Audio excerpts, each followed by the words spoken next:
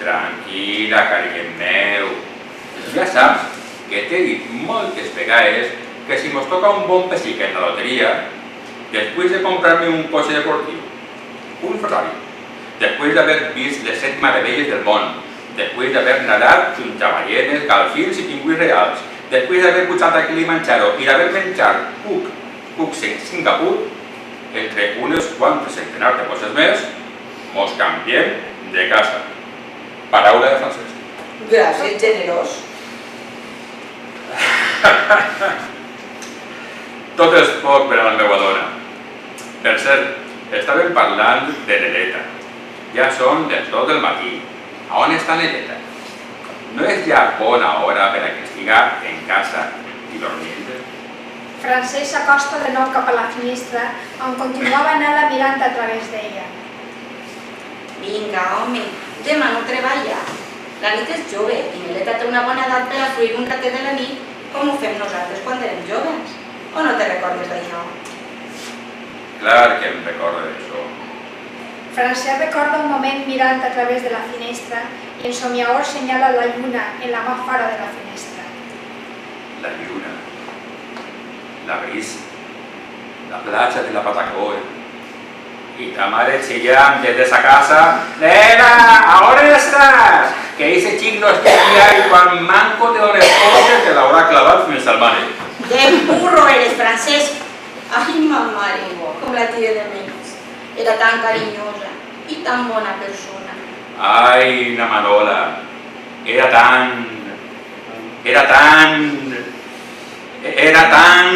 Fotre, Francesc, acaba ja la punyetera frase. Com te costa acabar les frases quan es trata de mamar? No, nena, si la veritat és que no em costaria gens acabar les frases en una rapidesa digna d'un cotxe de carreres. Lo que no trobo és la paraula justa que a tu t'agrada i a mi no em facin pupetes en eixir de la meva boca. Anem a veure. Podria acabar la frase dient tan... No, volgudet meu. Serà millor que no acabes la frase si vols que esta nit acabem la festa en pau. Veus, cullereta de sucre, com tu tampoc vols que acabe la frase, justament ara que m'havia vingut al cap l'aspiració. I tu, volgudet meu, dius que t'estimes molt la bosseta en guardes els projectes de xiquets?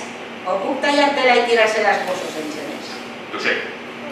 Es fa un incòmodo silenci, que al remat és trencat per Nela, tant en somiador com abans ho havia estat Francesc. Has vist la lluna, Francesc? Que redona està.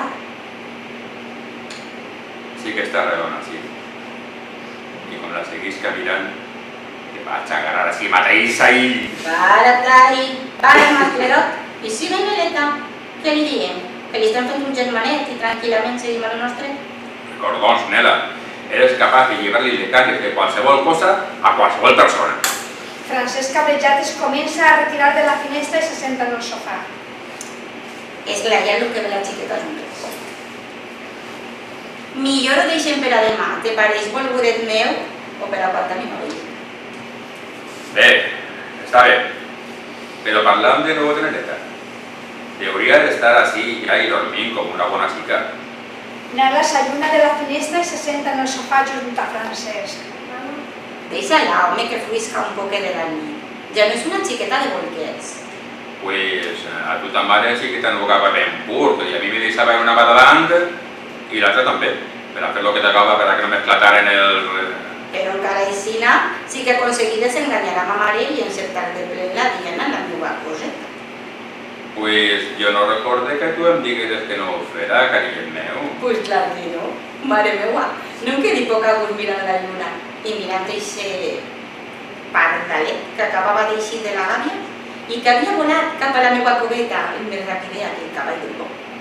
Fotre que cursi que t'haig Nela. Però què t'apareix si ara mateix este mateix pardalet volguera eixir de nou de la seva gàbia cap a la teva coveta i... Francesc tira a agarrar-la per la cintura, però Nela li talla les ganes i l'acció. Però no pot ser, volgudet meu. Pensa en la xicoteta Neleta. Però tu no has dit que Neleta ja té una bona edat? Jo un pardal més gran que el Micalet, Nela. De sobte s'escolta rodar la clau en el pany de la porta de casa. Fotre, això sí que salva sempre la campana. Si no, si mateix em fa mare de nou. Apaga la llum, que no crega que l'estem esperant després.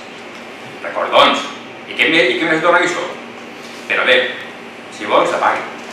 Quan la sort no està del teu costat, ni vi, ni dona, ni llum, ni res. A soles, a fosques i callat com un bon xic, o com un panoli. Calla, que no ens escolta. Els passos de Neleta s'escolten en el corredor dirigint-se cap a la seva habitació, sense fer cas a si sos pares estaven al menjador o en la fira del poble, mentre que estos s'amaguen darrere del sofà per a no ser vist per a ella.